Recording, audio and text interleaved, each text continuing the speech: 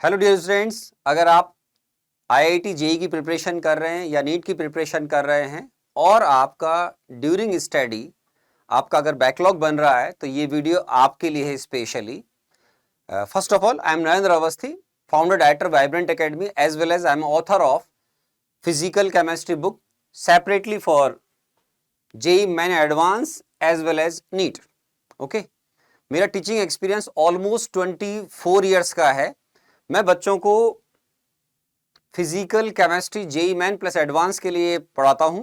अब देखिए, बैकलॉग बनने के पीछे रीजन क्या है वो तो आप भी जानते हैं, बट बहुत शॉर्ट में बात करूं तो बैकलॉग आपका किस कैटेगरी का वो जरूर देखिएगा। अगर ये आपकी बैड हेल्थ या फैमिली प्रॉब्लम की वजह से कुछ क्रिएट हुआ है तो ये जल्दी से कवर होने का चांस है। लेकिन अगर आपकी डेली पढ़ने के पैटर्न में ही प्रॉब्लम है और बैकलॉग लगातार बढ़ रहा है तो ये थोड़ा सा एक सीरियस इश्यू है ना। तो इनके बारे में मैं आपको बताता हूं कि आपको क्या क्या करना चाहिए। सबसे पहले जो बैकलॉग है सबसे जनरल होता है रिपीटर बैच के बच्चों के लिए। देखिए, रिपीटर बैच के बच्चों के ऊपर एक लोड क्या है कि वो 11th प्लस 12th क्लास का जो कोर्स है उनको वो 1 ईयर से भी कम ड्यूरेशन में कंप्लीट करना होता है ना। तो इनकी नंबर ऑफ क्लासेस सबसे ज्यादा होती है। इनसे कम क्लासेस 2 डेज में 12th क्लास की होती है और उससे भी कम इन जनरल क्लास 11th की होती है। 11th की class general 2 lecture per day generally होता है, राइट, या 2-1, कुछ जगह पे 2-2 भी होता है। अब देखिए, 13 के बच्चों को मेरी सजेशन क्लास में भी मैं देता हूं, यहां भी दे रहा हूं कि आपको इस बात का ध्यान रखना पड़ेगा कि आप क्योंकि रिपीट कर रहे हैं तो आपने थोड़ा बहुत 11th-12th क्लास में कुछ ना कुछ जरूर पढ़ा होता है, राइट। तो आपको एक तो ये मालूम होता है कि कौन कौन से टॉपिक इंपॉर्टेंट हैं और किस टॉपिक का किससे लिंक होता है, ठीक है। अब आपको, अगर आपका लगातार आगे बढ़ते बढ़ते बैकलॉग बढ़ रहा है, इसका मतलब होता है सर कि हमारे पास कहीं समय की कमी है या मेरे पढ़ने के पैटर्न में कुछ प्रॉब्लम है। तो एक तो आपको बहुत अलर्ट मोड में पढ़ना होता है। अलर्ट मोड का मतलब है कि जब आप होमवर्क सॉल्व कर रहे हैं तो आप ये अफोर्ड नहीं कर सकते कि एक प्रॉब्लम पर आप 25-30 मिनट खराब कर दें। समझ रहे हैं आप? आपने एक बार 2 बार ट्राई किया, 5-6 मिनट में नहीं आ रहा है तो लीव इट, आगे बढ़ें, फिर वो डिस्कशन करें अपने टीचर से, है ना। तो एक तो प्रॉब्लम से बहुत ज्यादा समय 13 के बच्चों को खराब नहीं करना होता है ना। और दूसरा, फिर भी आपके पास देखिए नंबर ऑफ क्लासेस ज्यादा होती हैं। कई जगह तो 5, 6, 7, 8 क्लास तक उनकी 2 दिन के अंदर होती हैं। इसके बाद इनको लगभग 7 आवर 6.5 आवर सोना भी होता है ना। और आपको उन उन टॉपिक्स का जो चल रहा है उनका शॉर्ट में रिवीजन करना होता है। तो मैं एक तो आपसे कहूंगा कि आप क्लासेस में जब पढ़ते हैं तो ये देखा करो कि जो टॉपिक इजी है उनको इतनी अच्छी कंसंट्रेशन से पढ़ो कि आपको उनके रिवीजन की रिक्वायरमेंट ना हो या ना के बराबर, ठीक है। दूसरा, जो इंपॉर्टेंट या थोड़े आपको डिफिकल्ट लग रहे हैं उनका रिवीजन आप थोड़ा फास्ट करेंगे, ओके। अब आती हैं सर आपके कि सर आपका जो जनरली रिपीटर बैच के बच्चों का होमवर्क का बैकलॉग बढ़ता जाता है। तो मैं ऐसे में आपको सजेस्ट करता हूं कि आप मैक्सिमम एज पॉसिबल होमवर्क करने की ट्राई करें, लेकिन फर्स्ट प्रायोरिटी आप ऑब्जेक्टिव प्रॉब्लम्स को दें।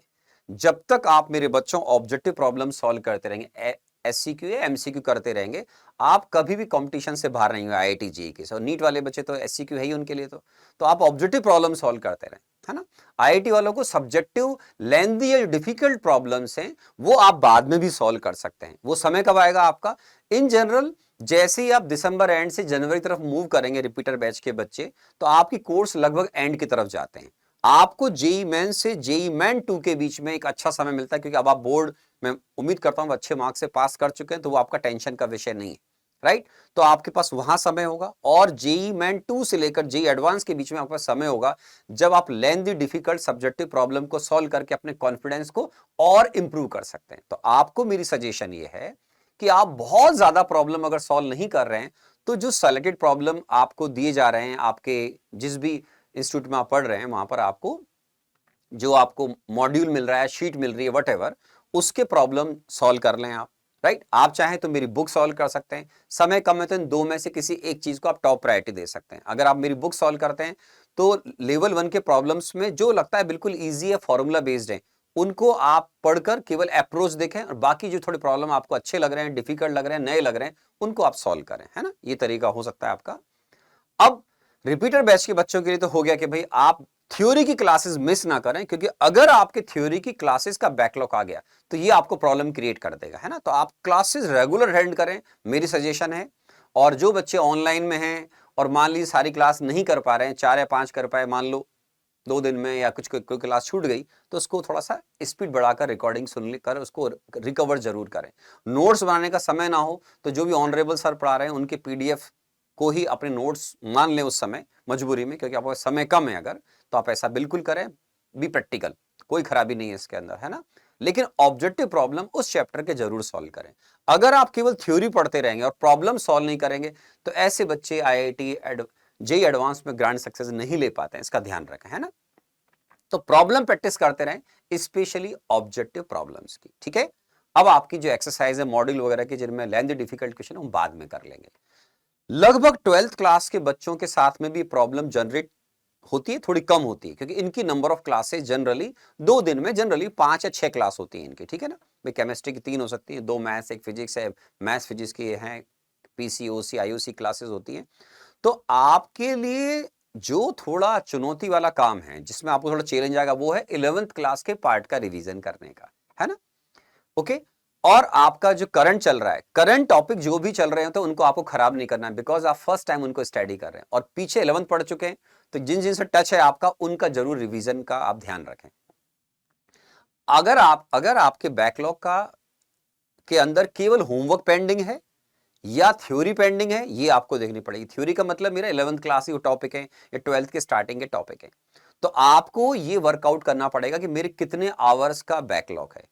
अगर ये केवल थ्योरी के रिवीजन का बैकलॉग है तो आप सैटरडे या संडे नाइट में से एक को चूज करें, जहां पर आप मतलब अपनी एबिलिटी के अकॉर्डिंग फ्यू आवर्स निकालेंगे, जिसमें आप हर हर सब टॉपिक या टॉपिक जिसको आप कवर करना चाहते हैं उसको आप कवर करेंगे, राइट। ऑफ कोर्स एक दिन में बैकलॉग कवर नहीं होगा, लेकिन अगर आपका बैकलॉग ज्यादा है, कम नहीं ज्यादा है, तो अब आपको एक चार्ट बनाना पड़ेगा। चार्ट का मतलब एक माइंड में एक फ्री वो बना लें कि भाई मेरे लगभग 30 आवर का बैकलॉग है, एवरी डे आपको 1 से 2 आवर का एडिशनल स्टडी करना है, कंफर्म है। और वो पीसीएम में से किसका है, जिसका बैकलॉग कम है उसको जल्दी कवर करें, उससे कॉन्फिडेंस आता है साइकोलॉजी के हिसाब से। आप जितना पेंडिंग सब्जेक्ट कम हो जाएंगे, मान लो केमिस्ट्री का जल्दी कवर हो गया, फिर पीसी या ओसी आईओसी जो भी जिसमें भी रह रहा है उसको कवर कर लें जल्दी, फिर मैथ्स या जो फिजिक्स जिसमें है आपका उसका करें। बैकलॉग कवर करने के लिए अब आप अगर पर डे 1 से 2 घंटे, बी फ्लेक्सिबल, मैं रिजिड प्लान नहीं बोलता हूं, क्योंकि हमारे लिए डायनेमिक होता है, किसी दिन क्लास 2 है, किसी दिन 3 है, तो आप एडजस्ट करें कि आपको 1 से 2 घंटे एवरी डे बैकलॉग पर काम करना है। अब बैकलॉग में क्या है, टॉप प्रायोरिटी पर वो चैप्टर रहेंगे जिनका लिंक आपके करंट टॉपिक से है, या जो जेई या नीट के हिसाब से इंपॉर्टेंट टॉपिक है, उन पर आपको थोड़ा सा ज्यादा फोकस करना होता है। तो अब आपको 30 आवर का जो बैकलॉग है, डिपेंड ऑन योर एबिलिटी, वो 15 दिन से लेकर आपका लगभग 30 दिन का समय लेगा कवर करने में। क्योंकि मैं अगर ये बोलूं कि बेटा आप रेगुलर 8-10 घंटे पढ़ो, आपने क्लासेस छोड़ दी, तो अब बैकलॉग इधर बन गया हो। तो करंट से कभी कॉम्प्रोमाइज नहीं करना होता है। करंट टॉपिक्स जो 12th क्लास में बच्चों के लिए स्पेशली बात कर रहा हूं, क्योंकि आप अब लगभग एंड की तरफ जाएंगे। अभी आपका लगभग मैं समझता हूं आईआईटी जेईई का अप्रोक्सीमेटली 70-75% सिलेबस आपका लगभग अभी हो गया होगा, है ना। तो आपको इस सिचुएशन में करंट टॉपिक तो छोड़ना ही नहीं किसी भी हालत में, चाहे बैकलॉग आपका कितना भी बन जाए, बिना घबराहट के करंट को संभालें। किसी दिन हो सकता है आपको समय कम मिलेगा तो 1 घंटे, ज्यादा मिल रहा है 2 घंटे तक आप जा सकते हैं। मैं नहीं समझता हूं कि आपको बहुत ज्यादा लंबा समय मिलेगा। हाँ, लकीली कभी आपके ऑनरेबल टीचर की क्लास अगर ऑफ है तो उस दिन बिल्कुल उन 1.5 घंटों को आप अच्छे से यूज किए बैकलॉग के लिए, है ना। और 12th क्लास के बच्चों को मैं ये बोलता हूं कि आपका भी ऑब्जेक्टिव प्रॉब्लम को सॉल्व करना लगातार बहुत जरूरी है, वरना उस टॉपिक पर आपके जो बेसिक्स हैं वो अगर क्लियर नहीं होंगे तो ऐसे बच्चों को फिर बैकलॉग को कवर करने का मतलब केवल थ्योरी कवर करना नहीं होता है, उसको जेईई या नीट के हिसाब से तैयार भी तो करना होता है ना। तो आप अगर ऑब्जेक्टिव प्रॉब्लम करके रखेंगे तो आपका बेसिक लेवल अच्छा होता है। तो मैं हमेशा क्लास में बोलता हूं बिल्डिंग अपॉन सॉलिड फाउंडेशन अच्छी लगती है। तो अगर आप ऑब्जेक्टिव प्रॉब्लम भी सॉल्व कर पा रहे हैं, सब्जेक्टिव नहीं हुए तो कोई बात नहीं, हम उनको कुछ समय बाद कर लेंगे। कुछ समय का मतलब जनरली 12th क्लास का सिलेबस जनरली नवंबर के आसपास फिनिश हो जाता है। हर किसी इंस्टीट्यूट में अलग अलग चलता है, किसी में अक्टूबर, किसी में नवंबर, किसी में दिसंबर भी हो सकता है। तो आपको जेईई मेन से पहले एक समय मिलता है जिसमें आप रिवीजन करते हैं और साथ में आप प्रॉब्लम प्रैक्टिस कर रहे होते हैं, ना। तो ऐसे समय में आप जेईई मेन के हिसाब से जो बहुत लेंथ डिफिकल्ट नहीं है लेकिन सब्जेक्टिव प्रॉब्लम है उनको आप प्रायोरिटी पर दें। उतना आप कर सकते हैं इसके अंदर, है ना। और अगर आपको लगता है कि मेरे पास इनफ टाइम मिल रहा है सर, मैं बैकलॉग कवर कर लूंगा, तो यस, 12th क्लास के बच्चे जो हार्ड वर्किंग होते हैं उनके बैकलॉग ज्यादा बनते नहीं, और बनते भी है तो वो 10 डेज से 20 डेज में कवर हो जाते हैं। और मैं आपको एश्योर कर रहा हूं कि आपको इतना समय जरूर मिलेगा मेरे बच्चों, बिकॉज जेईई मेन का फर्स्ट अटेम्प्ट होगा इन जनरल जनवरी एंड में या फरवरी फर्स्ट वीक में, मोटा मोटा जो फ्यू ईयर्स का जो पास्ट में हुआ उसके हिसाब से बता रहा हूं मैं आपको। तो आप पेशेंस रखें और क्लासेस को कंटिन्यू करें, चाहे ऑफलाइन में हो चाहे ऑनलाइन में हो। ऑनलाइन बच्चों के लिए बैकलॉग को कवर करना आसान होता है क्योंकि उनके पास रिकॉर्डिंग अवेलेबल होती है, तो वो स्पीड बढ़ाकर देख लेंगे। ऑफलाइन के बच्चों को ऑब्वियसली अपने फ्रेंड से नोट्स लेने पड़ेंगे। मैं मान के चल रहा हूं उनको ऑनलाइन का सपोर्ट नहीं है, तो उनको अपने टीचर से अपने फ्रेंड की हेल्प लेनी पड़ेगी, तो वहां उनको समय ज्यादा लग सकता है। तो ये थोड़ा सा, ये ऑफलाइन और ऑनलाइन में फर्क थोड़ा बहुत तो आता है, देखिए, है ना। तो वो अगर उन्होंने ऑनलाइन को कोर्स ज्वाइन कर रखा है तो उसके थ्रू अपने बैकलॉग को कवर कर लें। देखिए, बैकलॉग के अंदर एक चीज और होती है, आपको अपनी विल पावर को बहुत स्ट्रांग रखना होता है, राइट।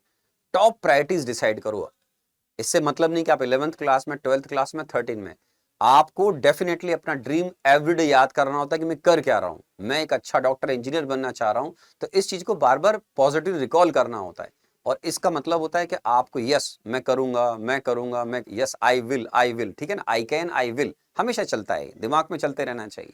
जैसे आई एम इंटरनेशनल प्लेयर, तो मेरे को जब भी मैं स्पोर्ट के लिए कोई बड़ा प्लान करता हूं, तो उससे पहले मैं अपनी प्लानिंग को जब एग्जीक्यूट कर रहा होता हूं, तो सबसे डिफिकल्ट टास्क होता है एग्जीक्यूट करना। तो उसमें आपके पास एक्स्ट्रा वर्क करने की एबिलिटी हमेशा होनी चाहिए। आपकी टॉप प्रायोरिटी मेरे बच्चों पढ़ना, स्टडी करना, राइट। अब स्टडी भी आपको ऐसे नहीं करना है कि आपको नींद आ रही है और पढ़े जा रहे हो, नहीं। अगर आपकी पढ़ने की इच्छा नहीं कर रही है, किसी वजह से कोई प्रॉब्लम हो रही है, तो 5-10 मिनट के लिए ब्रेक ले लें बीच में। कंसंट्रेशन प्रॉपर रखते हुए स्टडी करें। आप ऐसा नहीं बेड पर बैठ के पढ़ रहे हैं, उससे आपकी एफिशिएंसी डाउन हो जाएगी। टेबल चेयर को यूज करें और बिल्कुल ध्यान रखें कि भाई मेरे पास इतने आवर्स हैं लगभग इस सब्जेक्ट के लिए, उसको ध्यान में रखते हुए आप स्टडी करें। अगर आप अलर्ट मोड में स्टडी नहीं करेंगे और आप डल तरीके से स्टडी करेंगे, तो आप फिर साइंस के हिसाब से प्रिपरेशन नहीं कर रहे हैं। ऐसे बोलूं मैं, आपके बैकलॉग को कवर करने का मेरे बच्चों टाइम बढ़ जाएगा। तो आप अपने माइंड में एक प्लान जरूर बनाएं बैकलॉग के आवर्स के अकॉर्डिंग, और इंश्योर करें कि हर वीक में आप 7 आवर्स से लेकर लगभग 14 आवर का बैकलॉग कवर कर रहे हैं। जो भी मैंने पहले क्या कहा, जो चैप्टर आपके इंपॉर्टेंट हैं, राइट, उनको पहले लें, या जो टॉपिक इंडिपेंडेंट है ऑलमोस्ट, उनको थोड़ा बाद में लें बैकलॉग क्लियर करते समय। हम हमेशा बच्चों को बोलते हैं बैकलॉग में वो टॉपिक प्रायोरिटी पे होते हैं जिनका आपके करंट टॉपिक से या तो लिंक है या जो बहुत इंपॉर्टेंट है, ठीक है। अब आता हूं मैं 11th क्लास के बच्चों पे। 11th क्लास के बच्चों के बैकलॉग बनने के पीछे मैं मानता हूं कि आपका प्रिपरेशन करने का तरीका अच्छा नहीं है, सॉरी टू से। अगर खराब तबीयत नहीं हुई है आपकी, या मैंने बोला फैमिली में प्रॉब्लम नहीं है, तो आपकी विल पावर कमजोर है, आप साइंस के हिसाब से प्रिपरेशन नहीं कर रहे हैं, सॉरी टू से। क्यों? क्योंकि 11th क्लास में नंबर ऑफ क्लासेस बहुत कम होती है, और आपके पास रिवीजन का जो पार्ट निकला है अभी वो बहुत कम निकला है। जनरली अगर मैं देखूं तो अप्रैल में क्लासेस स्टार्ट होती हैं, तो आपके पास हार्डली 2-3 महीने भी, अप्रैल मई जून समझ रहे हैं, जुलाई चल रहा है, तो आपके पास ऑलमोस्ट 4 मंथ का जो है कोर्स हुआ है अभी कवर। आपके लिए बैकलॉग क्लियर करना आसान होता है as compare to 12th and repeater batch students. तो आपके कम पढ़ने की वजह से, इन जनरल बात कर रहा हूं मैं, आपके बैकलॉग आते हैं। या आप जो बोलते हैं आर्ट स्कूल की साइड में अभी आप मैच्योर नहीं हो रहे हैं, मैच्योरिटी आपकी बहुत डाउन है, आप स्कूल की तरह पढ़ रहे हैं, कभी लेट के पढ़ रहे हैं, कभी टाइम पास कर रहे हैं, कभी इच्छा हो रही तो पढ़ रहे हैं, कभी छोड़ रहे हैं, नहीं। आपको एवरीडे रेगुलर क्लासेस कीजिए। रेगुलर क्लास करने के बाद डेली 24 आवर्स में उनका रिवीजन करिए। और रिवीजन ऐसा होना चाहिए कि जैसे मान लो आपकी 1 घंटे की, 1.5 घंटे की फिजिकल केमिस्ट्री क्लास हुई, तो आपका रिवीजन विद इन 30 मिनट हो जाना चाहिए, राइट। कोई डिफिकल्ट टॉपिक कभी आया है तो अलग बात है, अदरवाइज आपका रिवीजन 20 मिनट से 40 मिनट में आपका रिवीजन एक क्लास का हो जाना चाहिए, ठीक है ना। आपकी क्लासेस से लगभग 1/3 टाइम में वो रिवीजन हो जाना चाहिए, है ना। और होमवर्क जो आप सॉल्व करते हैं उसमें 11th क्लास के बच्चों के पास यू हैव प्लेंटी टाइम, बहुत टाइम है आपके पास। तो आपको इस सिचुएशन में आपको प्रॉब्लम प्रैक्टिस करें, एक बार प्रॉब्लम नहीं है दोबारा भी अटेम्प्ट कर सकते हैं, या आपको जब समय मिले तो आप 1-2 दिन के बाद भी आप प्रॉब्लम ट्राई कर सकते हैं, आपके पास समय होता है, विश्वास रखिए, है ना। आपकी टॉप प्रायोरिटी में अगर स्टडी है तो आप देखिए आपके पास इन जनरल ऑफलाइन ऑनलाइन आप पढ़ते हो डेली 3-4 घंटे की आप क्लास मान लेता हूं मैं, 4.5 घंटे की 3 क्लास मैक्सिमम। अगर ऑफलाइन में भी हैं आप तो, या ऑनलाइन में तो मैक्सिमम है, ये तो मैक्सिमम बता रहा हूं आपको, 3 डेज जनरली 2 होती है। तो आपके पास ऑन एवरेज 2 दिन का मिलाऊं तो आपको लगभग 20 घंटे आपके पास होते हैं। 7 घंटे में सोने निकाल 13 घंटे बचते हैं आपके पास। मीन्स आप सेल्फ स्टडी के लिए इजीली 6 to 9 आवर निकाल सकते हैं, ठीक है, आराम से निकलते हैं अच्छे बच्चों के लिए, ठीक है। तो इसमें बैकलॉग कवर करना आसान होता है। चार्ट बनाइए सर, वापस देखिए कि मेरे किस किस सब्जेक्ट में कितने घंटे का बैकलॉग है। एवरी डे की प्लानिंग होनी चाहिए, और तब तक अदर वर्क में इन्वॉल्व मत हो जब तक आपका बैकलॉग कवर नहीं होता उस दिन का। मतलब आपकी जो प्लानिंग है बैकलॉग की, एक दिन में अगर आपको 1 से 2 घंटे कवर करने हैं, तो वो जब तक कवर ना कर पाए तब तक मैं मानता हूं कि आपको ढंग से मतलब सोना भी नहीं चाहिए। अगर मुझसे पूछोगे तो सोने में कॉम्प्रोमाइज कभी करना पड़ता है। आपके रात को आप 10 बजे सोते हैं, 11 बजे सोते हैं, कभी 12 भी बज रही है, चलेगा, इतना चलता है, कोई दिक्कत नहीं है ना। बस अपने पर विश्वास रखें और इस बैकलॉग के आवर्स को जरूर देखें, कितने लगभग घंटे का है, तब ताकि आपको पता रहेगा कि लगभग मुझे कितना समय लगेगा। मान लो किसी बच्चे का बैकलॉग 50 घंटे का हो गया, चाहे वो किसी भी 11th-12th क्लास में है, तो ये देखना बहुत जरूरी है कि थ्योरी का है या प्रॉब्लम सॉल्व करने का है। जनरली अच्छे बच्चों का बैकलॉग किसी भी वजह से आता है तो वो केवल होमवर्क करने का आता है, क्लासेस छोड़ने का नहीं आता है, क्योंकि उनके पास सिंसियरिटी तो है। अब किसी भी रीजन से चलिए उनका आ गया, तो आपका अधिकतर बैकलॉग होमवर्क करने का होता है। तो उसका एक जनरल होता है कि आपको ऑब्जेक्टिव प्रॉब्लम हमेशा सॉल्व करते रहना चाहिए। सब्जेक्टिव लेंथी डिफिकल्ट प्रॉब्लम मैंने पहले भी बोला, वो आप बाद में कर सकते हैं, ठीक है ना। और अब 11th क्लास के जो बच्चे हैं, ये आप रोज, जहां 12-13 के बच्चों को 1 से 2 घंटा मिल जाए रिकवरी के लिए वो बहुत है। आपको समय ज्यादा होता है तो यस, आप 1 घंटे से लेकर 3 घंटे पर डे आप बैकलॉग कवर कर सकते हैं। स्पीड बढ़ाएं रिकॉर्डिंग की, उनको देखें, ठीक है ना। 12-13 के जो बच्चे होते हैं, स्पेशल रिपीटर बैच के बच्चे, उनको मैं बोलता हूं कि भाई तुम जो है, तुम पहले 12th पास कर चुके हो, तो आप बिल्कुल बेसिक लेवल से नहीं पढ़ रहे हो, ये आपका एडवांटेज भी है। 11th क्लास का बच्चा बेसिक लेवल से पढ़ रहा होता है, उसको बेसिक लेवल से पढ़ना होता है। तो ये दोनों में फर्क होता है बैकलॉग कवर करने की स्ट्रेटजी में, कि उनके पास जो है समय कम है, आपके पास समय ज्यादा है, राइट, लेकिन आपका बैकलॉग कम है, उनका बैकलॉग टाइम के हिसाब से होमवर्क का बढ़ता है। रिपीटर बैच के बच्चों का, 11th क्लास के बच्चे बहुत जल्दी जब स्ट्रॉन्ग विल पावर शो करें, पढ़ने का समय ज्यादा होने की वजह से, नंबर ऑफ क्लासेस कम होने की वजह से, आपका बैकलॉग तो उल्टा जल्दी कवर होने का चांस है। जो भी मेरे छोटे बच्चे 11th क्लास में अभी स्टडी कर रहे हैं, और एक हमेशा ध्यान रखना, जब हम बैकलॉग के लिए को कवर करने की कोशिश करते हैं, आपका माइंडसेट बहुत पॉजिटिव होना चाहिए, राइट। मैं इनफैक्ट सारे बच्चों को बोलता हूं आपका माइंडसेट इतना पॉजिटिव होना चाहिए कि आप सबको मतलब अपनी क्लास में भी जो ऑनरेबल टीचर्स पढ़ा रहे होते हैं, उनको एक बहुत रेस्पेक्टफुल मैनर में देखना चाहिए, उनकी बातों को सुनना चाहिए। आप जितना उनको लाइटली लेंगे, आप उतना अपने लिए गलत करेंगे, है ना। वो जो बोलते हैं उसको फॉलो करें, वो अपने एक्सपीरियंस से बोल रहे थे। ऑनरेबल टीचर्स जो भी आपको पढ़ाते हैं, ठीक है ना, फिजिक्स केमिस्ट्री मैथ्स बायो वाले बच्चे भी हैं, तो आप उनकी बातों को फॉलो करें, क्योंकि वो बरसों से पढ़ा रहे थे, तो उनको आइडिया होता है कि बच्चों को कैसे ग्रूम करना है। उसको सिंसियरली लें और थोड़ा सा उनके लिए ज्यादा रेस्पेक्ट शो करें, क्योंकि ऐसा करने से माइंड में पॉजिटिविटी आती है। आप नेगेटिव ट्रैक पे जाते हैं, जैसे कई बच्चे होते हैं ऑनलाइन में, वो फालतू की बातें करने लग जाएंगे, कभी कभार वो खराब वर्ड्स भी यूज करने लग जाते हैं, कभी किसी के लिए, मैथ्स के लिए, फिजिक्स के लिए, कोई केमिस्ट्री के लिए। तो ये शो करता है कि वो मेंटली हेल्दी नहीं है 100%। तो उन बच्चों को भी मैं सजेस्ट करता हूं कि भाई तुम भी जो है वो थॉट को पॉजिटिव बनाओ, अपने आप को शांत करो थोड़ा सा इन चीजों को लेकर, और अच्छा सोचने की ट्राई करो, अच्छा करो, ठीक है ना। तो बैकलॉग से घबराए नहीं, ये कम पढ़ने की वजह से, सिस्टमेटिक नहीं पढ़ने की वजह से होता है। आप अपने आवर्स को 3 पार्ट में डिवाइड करिएगा, टोटल आवर्स को जो स्टडी करते हैं, फिजिक्स केमिस्ट्री मैथ्स, या जो फिजिक्स केमिस्ट्री बायो वाले बच्चे नीट वाले।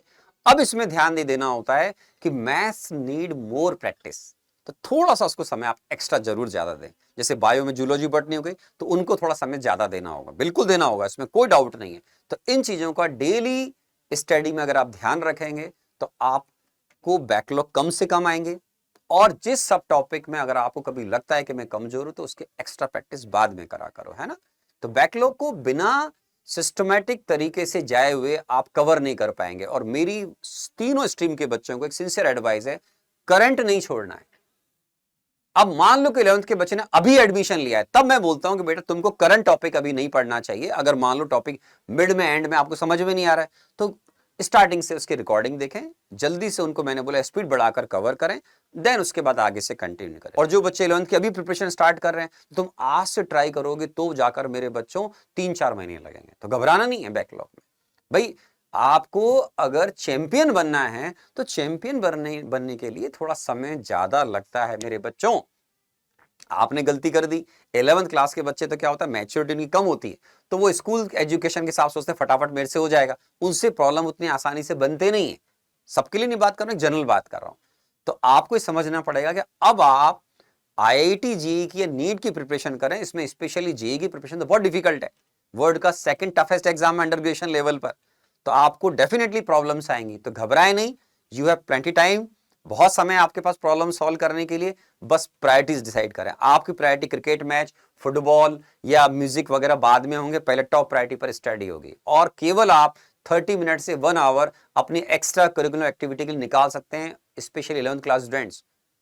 12 13 के बच्चों को बोलता हूं मैक्सिमम एज पॉसिबल पढ़ने की ट्राई कर। रिपीटर बैच के बच्चे कोई टाइम एक्स्ट्रा करिकुलर एक्टिविटी को अभी मेरे ख्याल से आपको नहीं देना चाहिए, बिकॉज अगले फ्यू मंथ्स में आपका सिलेबस कवर हो जाएगा, आपको वापस से जेईई देना होता है, ठीक है। तो मैं ये बोलूंगा कि बैकलॉग पर पेशेंस बहुत रखें, पेशेंस रखें, आपके साथ अच्छा होगा। जैसा मैंने बोला वैसे करें, करंट टॉपिक ना छोड़ें, स्पेशली 12 13 के बच्चे किसी भी हालत में थ्योरी जरूर पढ़ते रहें और ऑब्जेक्टिव प्रॉब्लम सॉल्व करते रहें। कभी कंपटीशन से बाहर नहीं होंगे तो कॉन्फिडेंस बना रहेगा और आपको समय मिलेगा सेशन के एंड में डेफिनेटली रिवीजन करने का, और जो आपका होमवर्क छूट गया था स्पेशली सब्जेक्टिव प्रॉब्लम का, वो आप कर पाएंगे, डोंट वरी। 11th क्लास के बच्चे, अपने पास समय है मेरे बच्चों, तो जैसा मैंने बोला वैसे करते रहें। हर वीक में चेक करो कि आपने बैकलॉग कितना कवर कर लिया है, और अगर वो लगता है कि मैंने ज्यादा कवर कर लिया है तो बहुत अच्छी बात है, अगर कम हुआ है तो अगले वीक में थोड़ा सा उसको इंक्रीज करने की कोशिश करें। सो पेशेंस रखें, सिस्टमैटिक स्टडी करें और टाइम बाउंडेड स्टडी करें। टाइम बाउंडेड मतलब आपको मालूम है कि मुझे ये होमवर्क अगले इतने प्रॉब्लम से लगभग इतने घंटे में जाना चाहिए था, उसी के अंदर उसको ट्राई करने की कोशिश करें, उसी में ट्राई करें फिनिश करने की, ये बहुत जरूरी है, ठीक है। ठीक है मेरे बच्चों, तो मेरी शुभकामनाएं आपके लिए हैं। Thank you very much.